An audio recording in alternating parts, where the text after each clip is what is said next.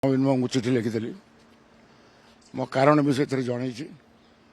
परवर्ती समय मु राज्यसभा चेयरमैन वाइस प्रेसिडेंट माननीय वाइस प्रेसिडेंट को रेसिडेंस रे भेटिकी मोर राज्यसभा इस्तीफा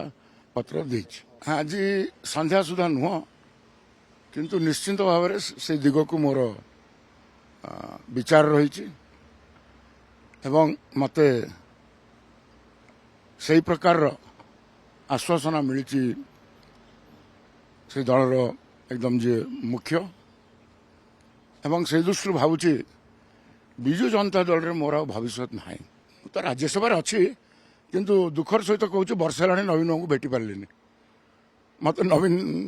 जहाँ को मुझे पाखर लोक थी ओडिशा समझ जानते देवाशिष सामंतराय और नवीन को संपर्कटी कौन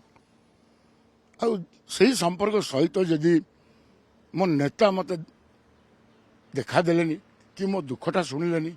मु कहीं कथा गुड़ी कहली मो मो मो मुहर सीना कहली कोटी कोटी विजु जनता दल कर्मी कथाटा को मो पार्टी जरिया कहली मो मुह जरिया कहली देखो जो वार्ता मो